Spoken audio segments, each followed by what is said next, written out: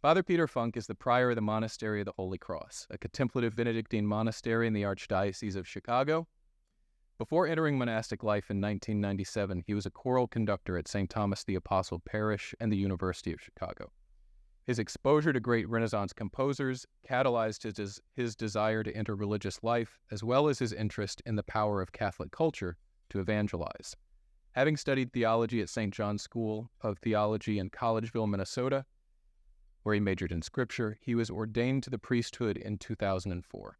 He contributed a number of articles to the Encyclopedia of the Bible and its reception, particularly on the biblical background of the divine office. He spoke for us once before in May, I believe, of 2021 on sacred music. We are delighted to have him here tonight. I'd be remiss if I didn't tell a short story about why I like Father Peter so much. I gave Father Peter a ride back in May of 2021 from this lecture back to the Monastery of the Holy Cross. And I said to him, Father Peter, forgive my ignorant question, but why does Gregorian chant not follow, like a 4/4 time signature? I understand rock and roll music. Why doesn't Gregorian chant sound like that? And he said to me, one of the most profound things I've ever heard, and it's stuck with me ever since. And he said, Gregorian chant is a foretaste of heaven, and heaven is outside of time. So regular music is stuck in time, and Gregorian chant is an intimation of what heaven will be like when you're no longer bound by that 4/4 time signature. And to have the opportunity to bring back a man who not only knows music as well as he does, but understands theology well enough to relate it to music like he does, and has a charitable heart and disposition to explain things like that to a novice like me, I couldn't be more pleased. So please help me welcome Father Peter Funk.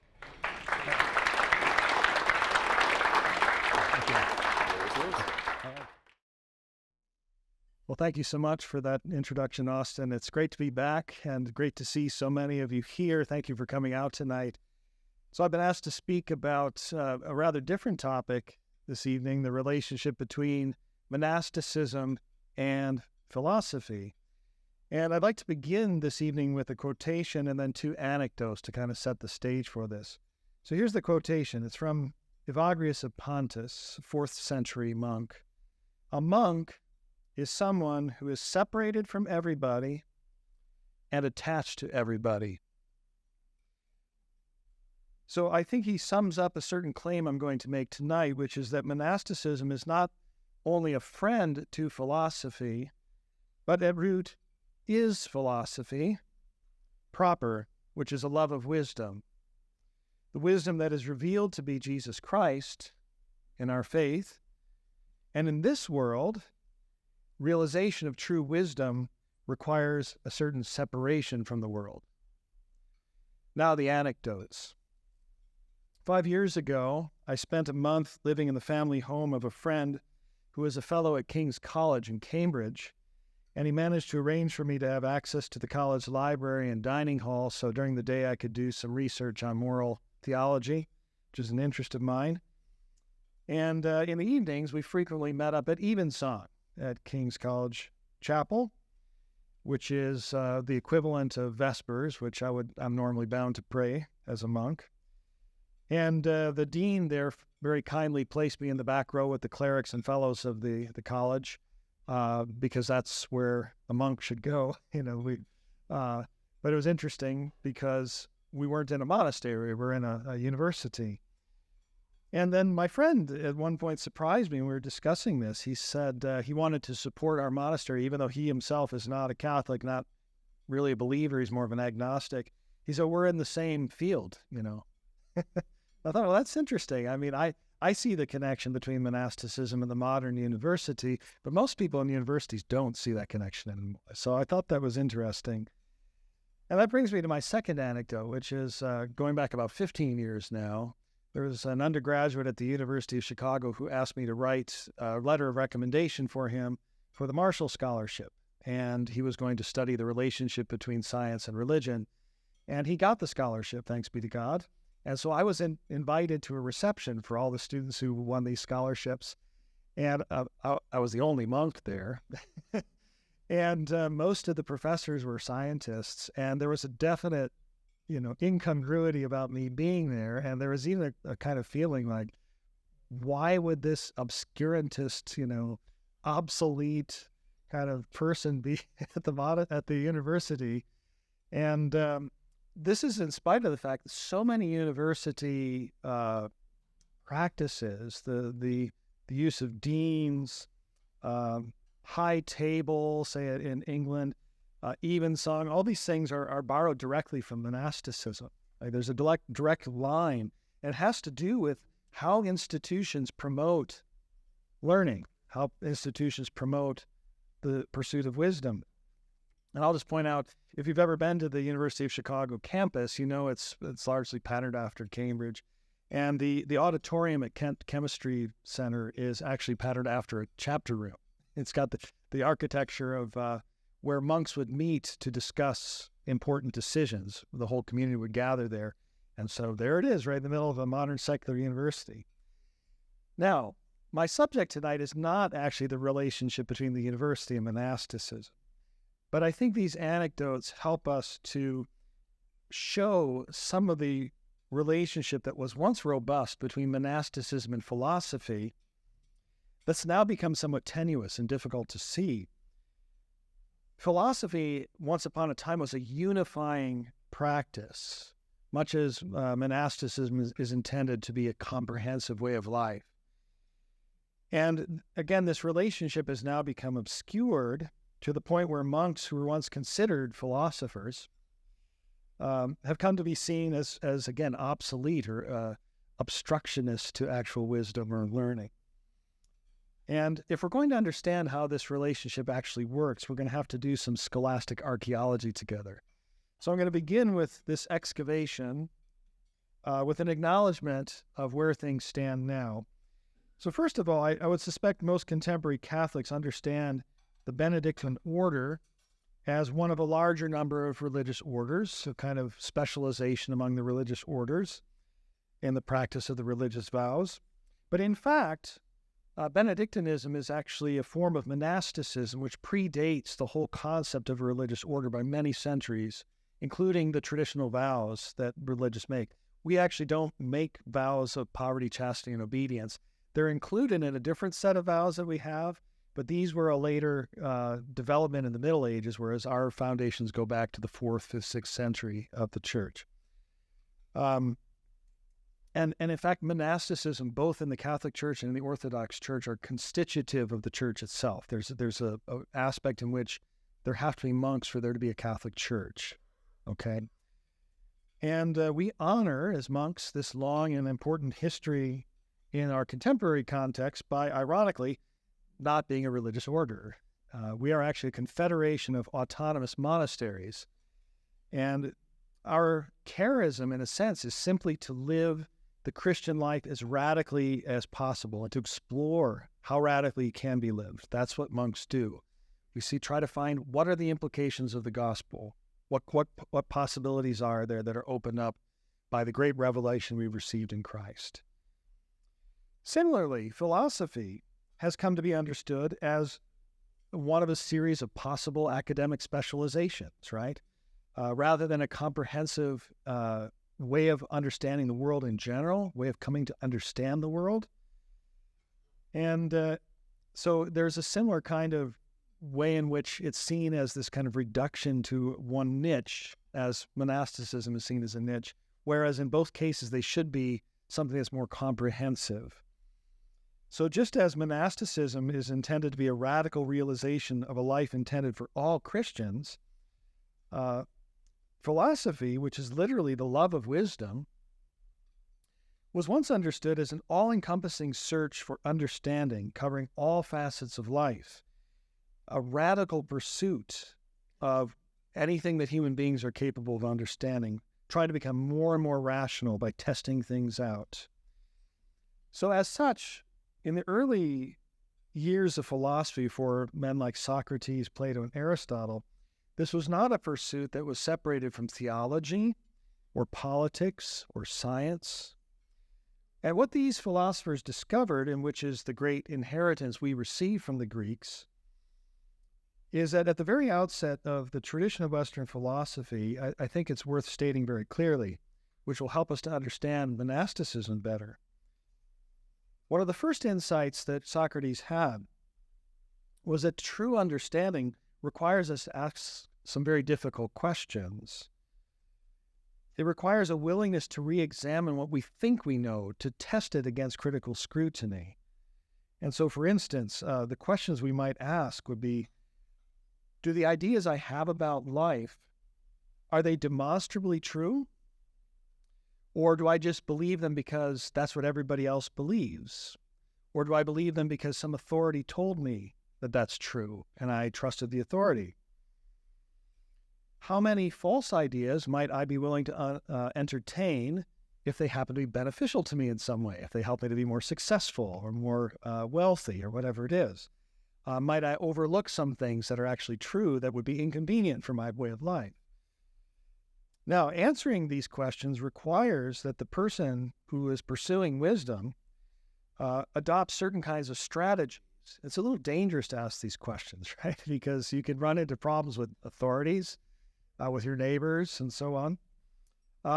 There needs to be a willingness to step back from social engagements, to ask these questions before re-engaging, to question social pieties and see if they withstand critical scrutiny.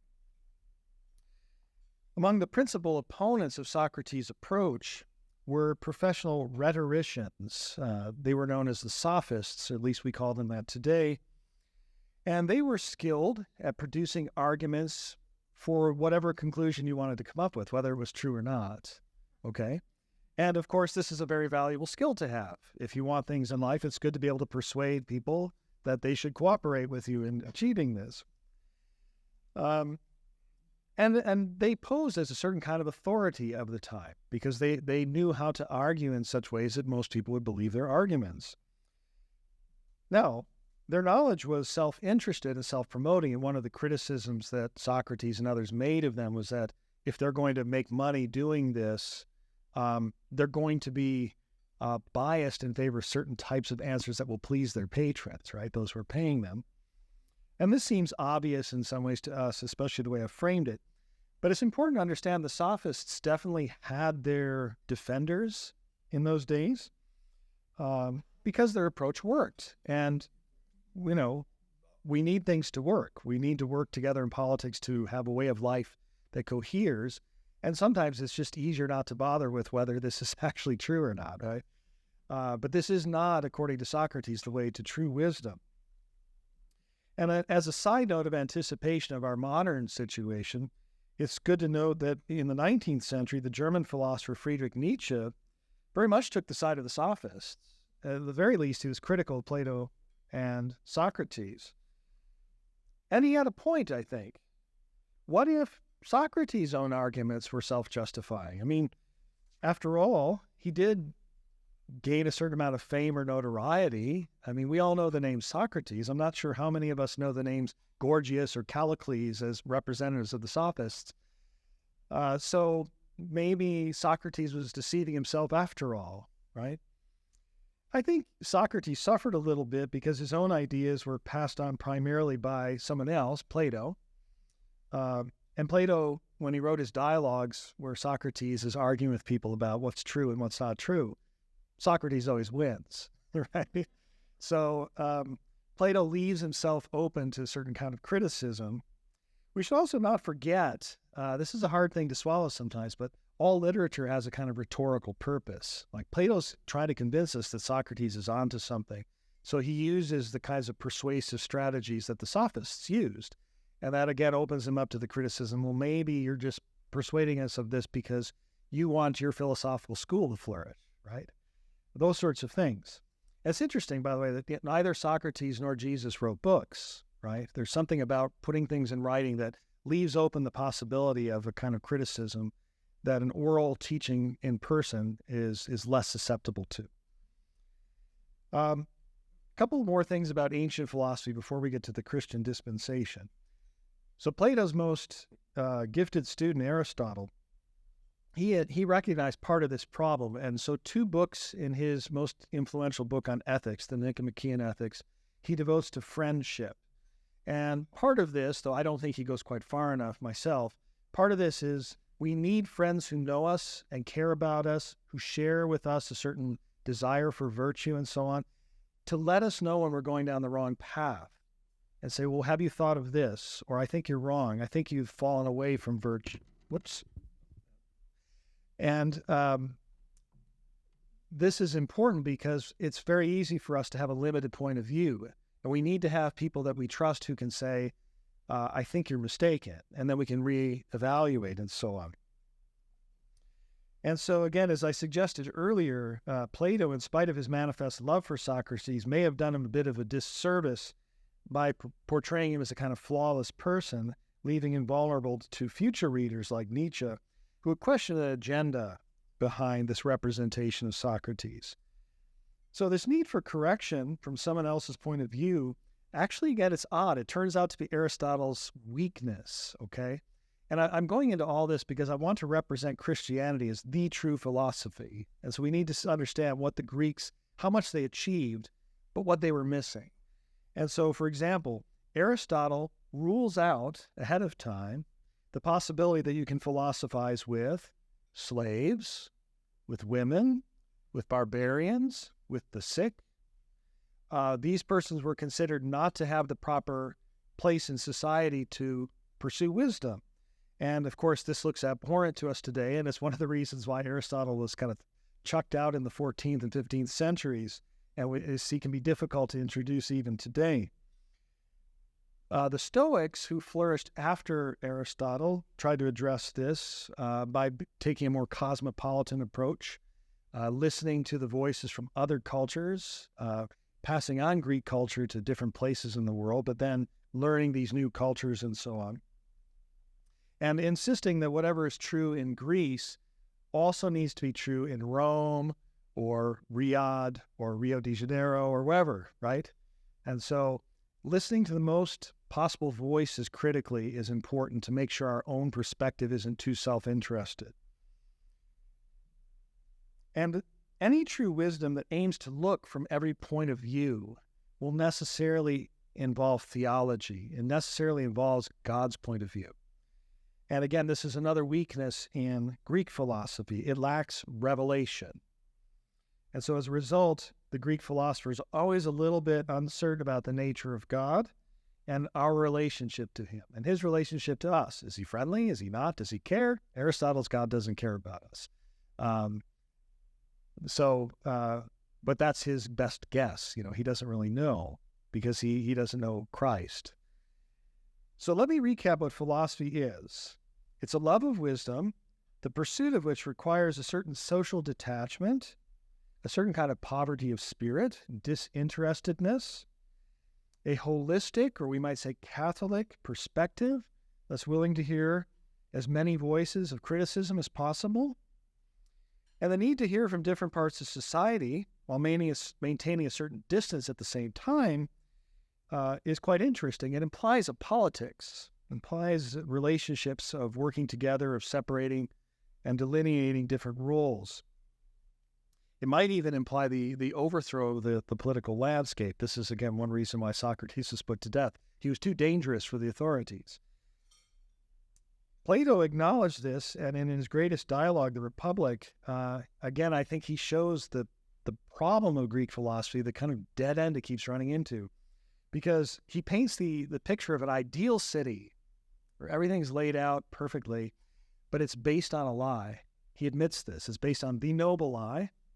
And so in a sense, it's a self-contradictory, self-defeating philosophical project, right? This failure of Greek philosophy cries out for what we'd call deus ex machina, right? Divine intervention. Where do we go, God? Show us what we need to do. We can't make sense of this without God showing us what his intentions are for us. And in this matter, I would say again, as our Lord said, salvation is from the Jews, right? Because the Jews had true revelation, ultimately, in the Son of God, Jesus himself. Now, in my very quick wrap-up of the philosophical heritage of the Greeks, you might have noticed that these ideals of social detachment, poverty of spirit, humility, disinterestedness, sound very much like the ideals of monasticism. Okay? flight from the world, renunciation of worldly goods, humble obedience to the correction of the superior and others, and so on. And we should also note here that early philosophers recognized the need of a certain kind of institution in which the earlier lessons in philosophy could be gathered up and handed on to the next generation. They could be critiqued, they could be expanded upon, and so on. So Plato founded a very famous academy in Athens, and there were many other Greek philosophers who founded similar institutions. Christian monasticism will come to a similar realization, and this is the pivotal place of St. Benedict in the history of the church and in philosophy, is that he found the perfect kind of balance for an institution that had longevity. But this is far in the future at this point. Before there was monasticism, there was the early church that embraced these ideals, and many of those early Christians, like Socrates and Jesus Christ, will pay the ultimate price for espousing a love of wisdom. And so we come, finally, to the first figure of Christianity, aside from Christ himself, who illustrates this connection with the Greek heritage, but also the newness and discontinuity provided by Christ. And I'm thinking of St. Paul. So not only did St. Paul tell us that he sat at the feet of the great Rabbi Gamaliel in Jerusalem, but his letters, which are written in Greek, definitely show the influence of Stoic philosophy. All of this was part of his instruction before that fateful trip to Damascus. And not only would he write to the Philippians that he counted the advantages of being a Hebrew, according to the flesh, as so much rubbish, but he also calls into question Greek philosophy very explicitly. He points out the inadequacies of both in the beginning of the first letter to the Corinthians. Jews demand signs, and Greeks seek wisdom, but we preach Christ crucified, a stumbling block to Jews and folly to Gentiles. But to those who are called, both Jews and Greek, Christ, the power of God, and the wisdom of God. Okay, so the true philosophy is that which pursues Christ, that which falls in love with Jesus Christ. But again, I'm actually getting ahead of myself in my argument there. The early Christians achieved social marginalization effortlessly, right? They were persecuted, they were outcasts. But they also spread very quickly through society, notably among persons who are not usually considered to be eligible to philosophize, the socially marginalized, right? In a 2nd century document known as the Letter to Diognetus, an early Christian gives witness to this. He writes, "As citizens, Christians share in all things with others, and yet endure all things as if foreigners. They love all men and are persecuted by all." So again, there's both a connection, a willingness to listen to all men, but there's also a sense in which we also have to stand apart, and this makes us offensive to others, right? So discipleship of Jesus Christ automatically brought about a new kind of philosophizing that fulfilled all of those requirements that I was talking about earlier. But now it includes a true theology as well. We actually know God's will for us.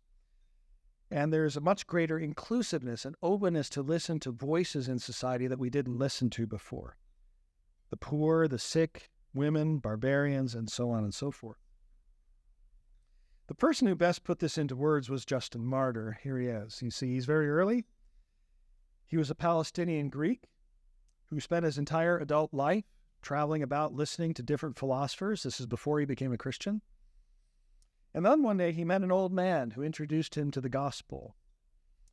And in his best-known work, The Apology, which he wrote to the Roman emperor to justify Christianity to him, he writes, "I fell in love with the prophets and these men who had loved Christ. I reflected on all their words and found that this philosophy alone was true and profitable." So Christianity is seen as a philosophy, not as a religion, right? Interestingly, religion is a modern concept, but I won't be able to get into that tonight. But this is the true way of life. If you want to live the good life, a life of understanding, a life of comprehension, a life of goodness, it's the Christian way, the way of the cross. A disciplined way of life that seeks true wisdom.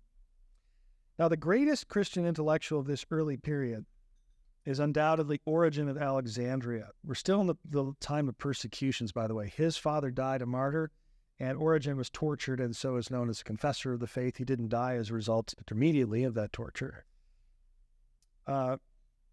He lived in Alexandria, the real center of learning at this time, and building on the work of his teacher Clement, Origen began the really difficult work of harmonizing the gospel with the Greek philosophical inheritance.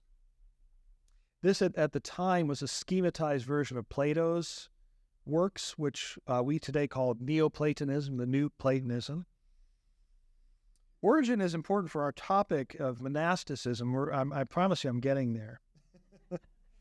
Because not only is he one of the most brilliant philosophers of all time, but because of the effect he had on later monasticism. So I think there was a handout of quotations that you might have received. One of the quotations is from retired professor at the University of Chicago, Bernard McGinn, who's one of the great scholars of Christian mysticism. And he explains the connection between Origen and monasticism this way, quote, "It is through the institution of monasticism that the mystical theories found in Origen and those of Augustine and the other Latin mystics reached into centuries to come. These spiritual systems, whether or not they were created specifically for a monastic context, soon became monastic." So again, monasticism is that institution that's going to test the limits of these theories. Origen has these amazing theories. I'm going to move this to my left side because I'm gesturing with my right hand here. I don't need to knock over this microphone again. Origen has these theories, but it requires a systematic way of life to test out whether they actually work. And that's going to be monasticism, okay? This is to say that within the church, monasticism becomes that institution where we explore as radically as possible the implication of the gospel and its impact on Greek philosophy, the philosophical tradition that was inherited by the church in the fullness of time. The first and earliest incubator for experimentation was the Egyptian deserts, where beginning in the second half of the 3rd century, hundreds, if not thousands, of men and women fled the cities of the Roman Empire to explore what was humanly possible. Now that we know the way of the cross, everything about life is different. There's a new potential for human beings. What is it? How do we operate under grace in a new way? This exodus to the desert coincided with the end of persecutions. You see, here's Anthony the Great. And no, those dates are not a misprint. He lived a long time. But you see, we're moving from the era of persecutions into the time of Constantine and the regularization of Christianity as the religion of the empire. So Christians began at this period in 315 and later to occupy influential positions within the empire. And this was seen by many of the monks as a problem because we need this distance from society that the martyrs had, this opposition to society, to ask those hard questions about whether we're truly living a life of wisdom. How many of the monks actually went to the desert for this purpose is debated today, but surely it's providential. Surely the Holy Spirit was making sure that the church remained an institution that was opposed to the world, even while we were in the world and needing to take responsibility for the world. Okay, so practically speaking, the locus of the practice of philosophy migrates from the marginalized, persecuted underground church to the self-marginalizing ascetics of the desert, right? So monks and nuns purposely take on a place of marginality to society so as to be able to ask these questions and explore the potential of the gospel. The exemplar of this movement was Antony the Great, or Anthony. He left for the desert around the age of 20 and spent over 80 years in various places of seclusion. His 7 extant letters demonstrate a knowledge of Origen and Neoplatonism. So he's often portrayed as a rustic. He probably didn't read Greek very well, if he did at all. He spoke Coptic. But we see in his life confirmation of what Professor McGinn was saying, which is that Anthony is testing out the theories of Origen to see, how much can we fast? How much can we pray? How much of the spiritual world can we perceive? Right? Those sorts of questions.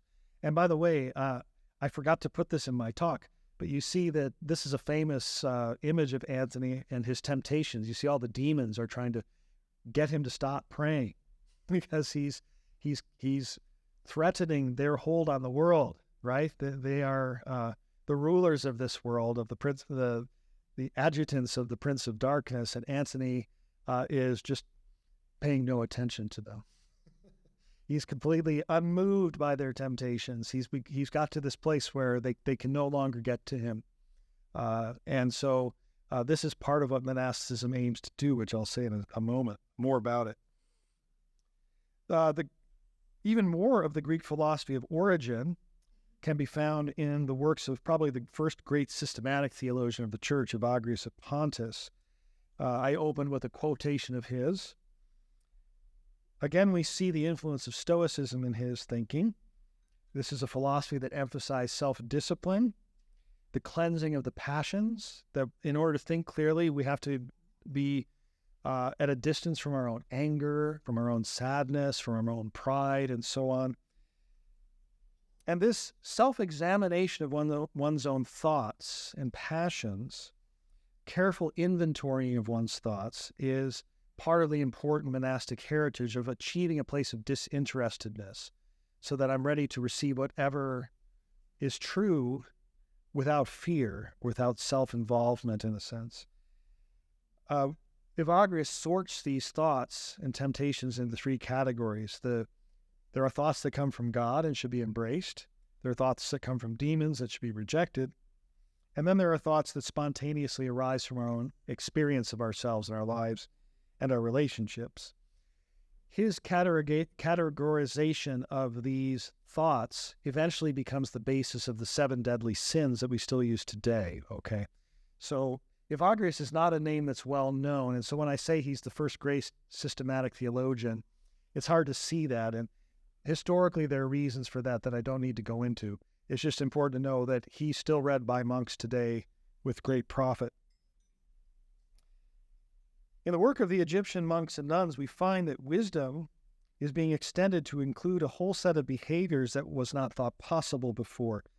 Celibacy, strict fasting, keeping long vigils of prayer, praying constantly, memorizing huge portions of scripture, constant meditation. The distance they kept from the empire allowed the monks and nuns to focus all of their intellectual powers on understanding how the scriptures were to be lived. Like, again, testing out. When Jesus says, leave everything behind, can you do it? Is it possible? The monks would say yes, but you do need help. You need instruction by those who've done it before you. These ways of life, these disciplines, bring a true life of peace and joy. This is an experience that the monks tell us about. And not only for oneself, but for others. And so Antony, for example, was known as the doctor, the physician for all Egypt, because he had this great power of psychological healing. He could understand people's thoughts and help them to understand their own thoughts in a way that would allow them to live better lives. And having mentioned psychology, I think there's an important connection to make here, which is, again, a note of discontinuity in the modern world, that things have changed in some way, that not for the better in our modern understanding. So in the same way that philosophy has been isolated from other academic pursuits, psychology has been isolated from philosophy in many ways. And in fact, I think for many modern people, they think psychology was founded in the late 19th century by Freud or something like that, and forget that there's actually a very profound and deep Catholic tradition of psychology that we see the continuity, at least as far as John of the Cross. Like, there's this constant tradition of checking one's thoughts, understanding how prayer works, understanding how our intellection works, and so on. And it's just in the modern world, with the rise of a different approach to science, an empirical approach to science, that psychology loses its mooring in theology and philosophy. But again, this gets beyond my topic. I just want to point that out, that monastic psychology goes back to Evagrius, and it's a continuous tradition. So, monks obviously separated themselves from polite society And again, this is an indication that it's a type of philosophical movement. That distance allows the monks to question certain ideas about life. And it was important at a time when Christianity was finding its missionary energy with the support of worldly political powers such as that of Constantine, Justinian, and then Charlemagne. These are kind of the golden age of the beginning of monasticism and of the evangelization of Europe and other places. So, in one sense, the monks' practical way of life inspired those at work back in the world. So you often hear, say, John Chrysostom talking about, oh, the monks over there, they do this and you should too, right? That kind of thing. But it also helped to establish an important boundary beyond which the church could most effectively evaluate the new cultures that she encountered, okay? And the most important player in this drama was St. Athanasius the Great. Here he is. He was the biographer of St. Antony and one of his disciples. When Antony died, I think he had, a tunic and a cloak or something. He gave his cloak to Athanasius and his tunic to somebody else. That's all he owned. Athanasius, you might know, is the great hero of the struggle of the church against the Arian heresy that said that Jesus was basically just a human being, or he was a creature like we are. And Athanasius made two very important contributions to the Christian philosophical and theological tradition. So for the first time, he articulates creation ex nihilo, so out of nothing. Believe it or not, Origen still held out that idea that maybe the universe was eternal, okay, and that God was somehow distinguishable from the universe, but both were eternal. Athanasius says, no, there was a point at which the universe begins. This radically separates God from the universe. And the second thing he does is he puts the Son of God on this side. The Son of God is not created. He is co-eternal with the Father, and then he enters into time. And these are new ideas in the history of philosophy. And again, there's a kind of separation out from the world in order to better understand the world and properly understand it. So Athanasius is very important from that perspective. He's also a transitional figure.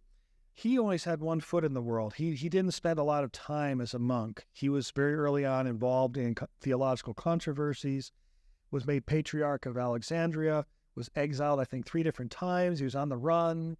He was one of the earliest bishops to be really persecuted by the church itself, by the Arian faction at the time. So he managed, again, oddly enough, to be very involved in church politics, but separate at the same time because he was constantly on the run and in exile. A couple other important philosopher theologians of the patristic era. Augustine of Hippo. You're going to hear all about him next month if you come, so I'm not going to spend a lot of time on him. I think the most interesting thing about Augustine's connection to monasticism, first of all, after his conversion, he realizes that there's need for this institution. He actually founds a monastery. After he's called away from the monastery to be ordained a priest, to meet a bishop, he continues to found monasteries in Hippo and elsewhere in Africa, writes rules for monasteries that will eventually influence St. Benedict. But for my purposes, I want to point out how monasticism influenced his conversion, okay? So here's a quotation from the Confessions that I've included in the handout. So many of us are familiar with some of the drama of his conversion. He's struggling to give himself over to God, but he doesn't want to just yet. He can't quite figure out what's holding him back. And then he hears this child's voice singing, Tolle Lege, pick up and read, right? And he picks up Paul's letter to the Romans, has this conversion, all the obstacles melt away. But what's often forgotten in the telling of this story was the role of the Egyptian monks in his conversion, and St. Antony in particular. The biography that Athanasius wrote had just been translated into Latin. So here is Augustine. I turned to Alypius, his best friend, and I exclaimed, what's the matter with us?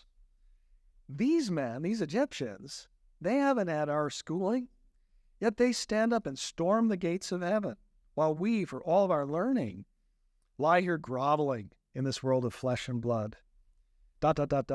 I now found myself driven by the tumult in my breast to take refuge in this garden where no one could interrupt that fierce struggle. I was weeping all the while with the most bitter sorrow in my heart, when all at once I heard the singing of a child.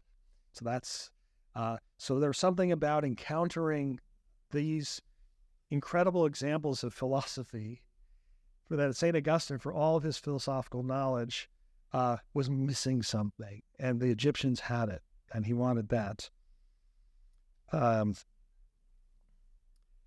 So, last in this quick survey of the patristic period, Gregory of Nyssa, younger brother of St. Basil the Great, friend of Evagrius of Pontus, and another monk like St. Augustine, who was dragged out of the monastery to be a bishop.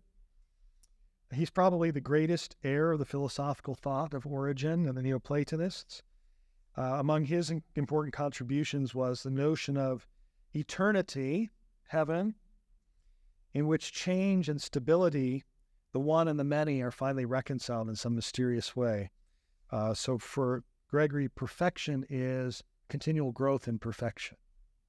So there's this interesting arrival at a place where we continue to grow, if I can put it that way. So heaven will be a continual discovery of greater and greater perfection in our lives and everyone else's as we praise God. So the mention of eternity here brings us to another important point of monasticism and its salutary effect on philosophy. Properly lived, monastic life is always eschatological. It's always focused on the end of the world. It's always focused on the kingdom that is coming. Focused on the goal of man, goal of humanity, the fulfillment of all things. We can't know how to live a good life if we don't know what the goal is, right? So if the goal is heaven, we need to change the way we live so as to make ourselves worthy of that. This is most immediately experienced by monks in the discipline of the liturgy. So the great theoretician of this particular eschatological perspective and the mediation of the liturgy is this man who is popularly known, and he called himself Dionysius the Areopagite and pretended to be Paul's disciple in Acts chapter 17. But in fact, we're pretty sure he's a 6th century Syrian monk. We know this because, again, he knows Origen and Gregory of Nyssa. But he is one of the great theoreticians of the liturgy, great theologians of the liturgy, of the angelic orders and so on. And he's one of the most important influences on Thomas Aquinas' Summa Theologia. So he's a very, very important figure in philosophy. And I want to emphasize the impact of the liturgy because the liturgy is a foretaste of eternity, right? You hear that especially about the Eucharist. So this is the revelation of what life is going to be, what we're striving for. It's the goal of our life being reflected back into our present moment, in a sense, drawing us upward. Christ, again, when he's lifted up, he's going to draw everything to himself. We're experiencing this at some level every time we're in the liturgy. And the liturgy should keep us at a certain distance from our immediate cultural concerns, our immediate predicaments, and our biases. We should step out of that.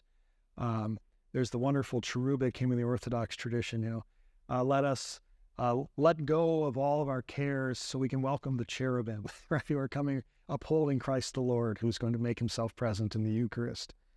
So throughout the Middle Ages, monasticism more and more will come to be identified as the guardians of the Church's liturgical tradition and the theology that comes to us through the liturgy. And this is something that monks in the modern period will attempt to reestablish, which I'll come back to in a moment. So this interest in angels that we see in Dionysius is related to the earlier concern with demons. And this is, again, an understanding of thoughts. Angels are pure intellect, as are demons, though they're corrupted. And this means that we communicate with them by means of what we happen to be thinking, right? Okay? And this interest in human cognition is related to the human will. The will is that which we decide to desire rationally. Like, I should want that. Or if I want this kind of career, I need to make this job decision now. So that's how we exercise will, by using our reason and desiring the thing that reason tells us will get us to our goal. Maximus the Confessor, great theoretician of human willing. And he's another one who was persecuted by the church. He's a confessor because he was basically tortured to death. He was fighting against the monothelite heresy, which said that Christ only had one will, a divine will. He did not have a human will. And this seems pretty obscure for the most part, but it really hallows the human will in a very important sense. And so I think he's important for this because he opens up new avenues for understanding what it means to choose as a human being. And now moving back into the West, I guess I decided to honor St. Benedict by not including a photo of him or any quotes from him. I don't know how I forgot that, but maybe this will make it more memorable for you. St. Benedict is really a pivotal person because he sums up the whole monastic tradition up to this point. His dates are traditionally 480 to 547, okay? So he's a contemporary of Dionysius in the East. And we still read his rule that he wrote every day in our monastery, and we follow it with a surprising literalness. I mean, there are a few things in the rule we don't follow literally, but most of it we do. And I always feel the burden is on us if we're not going to follow something literally in the rule to justify it rationally according to the rest of the tradition and not just say, well, we modern people can't do that anymore. I don't think that's a good enough answer myself. But anyway, back to what St. Benedict actually says. He says in his prologue, he's going to found a school for the Lord's service. Okay, so again, this is a kind of new academy. Monasteries became sponsors of many of the earliest Christian schools. He insists that all the monks learn how to read. This is at a time when literacy was probably less than 5% in Europe, maybe even 2% or something like that. So the fact that everybody had to learn to read was quite astonishing.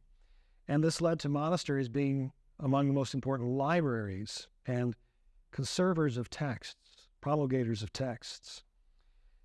Writing and reading are ways of inclusiveness for persons separated by eras. If we want to know, what people were thinking hundreds of years ago, if we want to include them in the conversation, we usually do by reading what they wrote down, right? So this is a way of gathering up as many different voices and listening to as many different people as possible. Next, Benedict explicitly followed the Egyptian desert fathers in wanting his monks to be willing to do manual labor.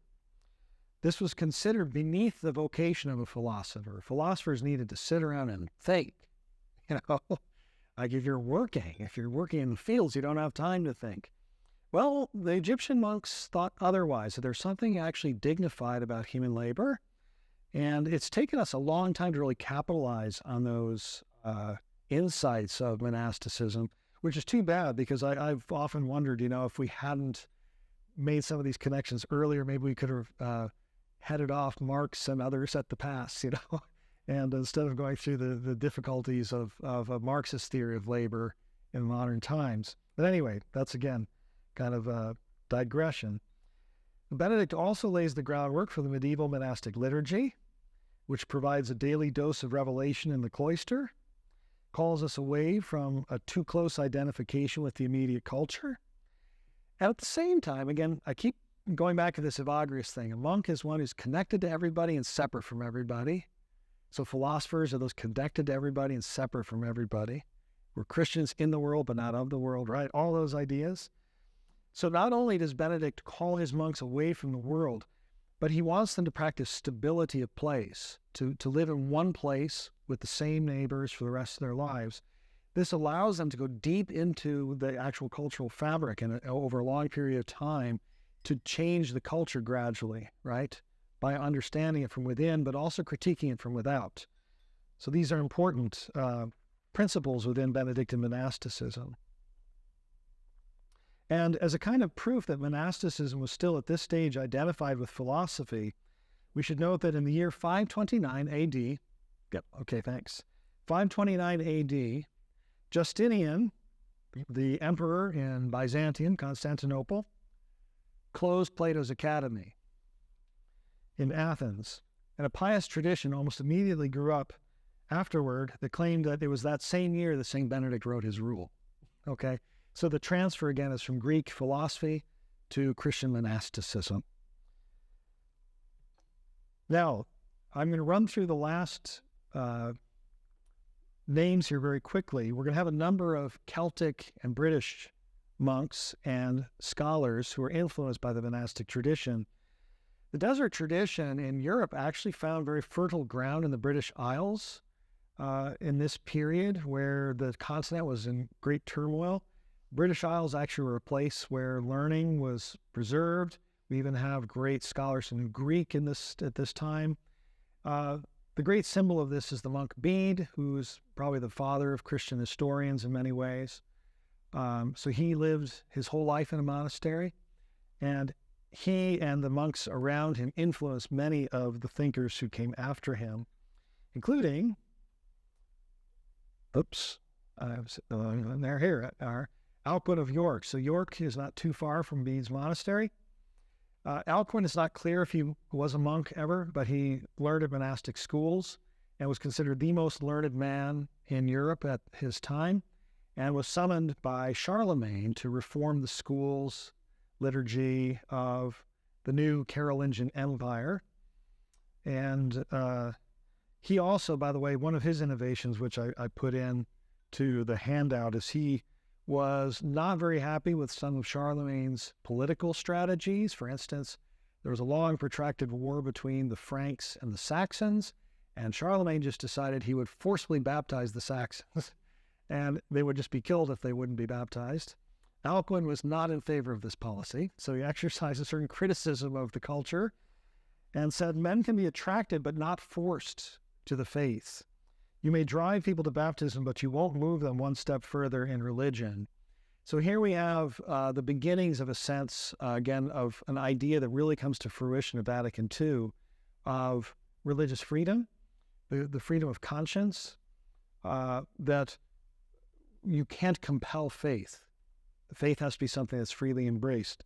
So we have to learn how to evangelize properly. Last but not least, we have John Scotus Eriugena, the great inheritor of the thought of Dionysius the Areopagite. So he translated Dionysius from Greek into Latin. Like Alcuin, was called to the Carolingian Empire by, I believe it was Charlemagne's grandson, Charles the Bald, maybe great-grandson. And he was a remarkably erudite but also original thinker. But unfortunately, I have to admit, in this period of time in the Middle Ages, there aren't a lot of innovations in philosophy. There's a lot of consolidation. But it really takes the social upheaval of the late Middle Ages to bring about changes in philosophy, sometimes for the better, sometimes not. The two towering figures of philosophy in monastic Middle Ages are Anselm of Canterbury and Bernard of Clairvaux. Anselm is probably most famous for his maddening ontological proof of God's existence, which basically goes like this: God is that than which I can think of nothing greater. And since it's better to exist than not to exist, God must exist. And philosophers, pull their hair out today trying to find out why this argument doesn't work. It doesn't seem to be defeatable, but there doesn't seem to convince a lot of people either. But Anselm was the great inheritor, in this case, of Augustine's thinking, especially this idea that he says, I do not seek to understand in order to believe, but I believe in order to understand. For I believe this, unless I believe, I will not understand. So there's this primacy of revelation in his philosophy.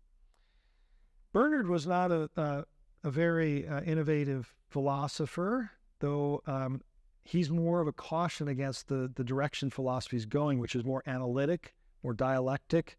He was an opponent of one of the first great dialecticians, Abelard.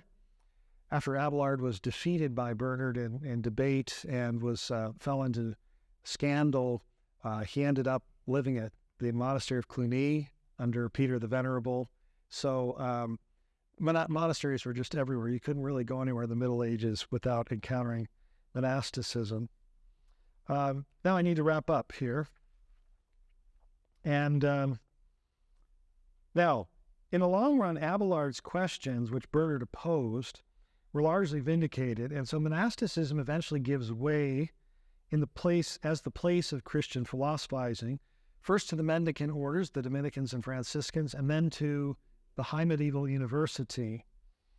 And again, I think there are pluses and minuses. What the introduction of Aristotle's texts back into Europe and the introduction of dialectic and so on in the universities, what it achieved was greater clarity in philosophical thought, but it loses something. It loses something of the wonder. As the religious orders move away from monastic detachment, from monastic institutional use of the liturgy, distance, withdrawal from the world, and so on, there's a gradual move of universities away from this ideal to a more interested ideal, say, working in tandem with the government, producing scholars who will become government functionaries, and so on and so forth. The distance from the culture is no longer obvious. I want to mention, because I have these two last slides, I want to mention two interesting philosophers in modern monasticism. Right after the Reformation, one of the critiques of the Protestants was that Catholics didn't have proofs of the doctrines that they were teaching. And so Jean Mabillon and his order of Benedictines were known as the Marists. They went around Europe collecting manuscripts and developed the disciplines of paleography, distinguishing real manuscripts from false ones, and really the beginning of critical understanding of how manuscripts are passed on from generation to generation. The second aspect of the modern world is the liturgical movement, which may not sound very good to you because of the sort of disorientation of the liturgy at the present moment. But the idea was to remind all Catholics of this eschatological orientation and to understand what's happening at the liturgy. This began in especially the Salem monasteries of the 19th century. Odo Cassel I put up here because he maybe is the best sort of theoretician of this movement, of trying to help the laity understand what's going on at the liturgy, to invite the laity to the universal call to holiness, that we're all called to be sort of marginal in a certain way. And this marginality happens because of the gift of grace we receive in the Eucharist and the sacraments, and so on. It's unfortunate that the liturgical movement kind of got derailed in the early 20th century. And so by the time we get to the liturgical reforms of Vatican II, there were many, many different paths being followed by these reformers. And it was hard to come up with a unified way of realizing the goals of the liturgical movement, which were, I think, very important. And so, to summarize, modernity, as I've suggested, is hostile to monasticism. It represents an opposed value system. If I can overgeneralize a bit, modernity stands for opportunism, power, technology, and mastery over contemplation and understanding. Modernity opposes eschatology and the notion of God's transcendence in favor of political realities of what's possible now, right? And an exaggerated humanism, an emphasis on the human to the exclusion of the divine. As such, monasteries have fallen into lots of persecutions. Reformation shut down many monasteries, took away their land, forcibly laicized monks. Enlightenment monarchs demanded that monasteries answer to secular educational standards. Napoleon destroyed a number of monasteries. The monks of entire monasteries were executed during the Spanish Civil War. Anti-clerical laws in France and Mexico made it nearly impossible for monasteries to survive, much less flourish. And somehow monasteries keep returning. They don't go away. And as contemporary Catholic philosophers such as Alasdair MacIntyre suggested, the way out of our present darkness and modernity depends on the construction of local communities in which civility and moral and intellectual virtues can flourish. The pursuit of wisdom can really flourish. And while this means the forms of monasteries may need to adapt to contemporary situations, the Catholic monastic tradition really provides a wealth of experience of separating from the world, to focus on the world, and to offer a truly humanistic vision of flourishing. It's a wealth of experience of living a life focused on the pursuit of true wisdom, knowledge and love of our Savior, Jesus Christ. So thank you so very much.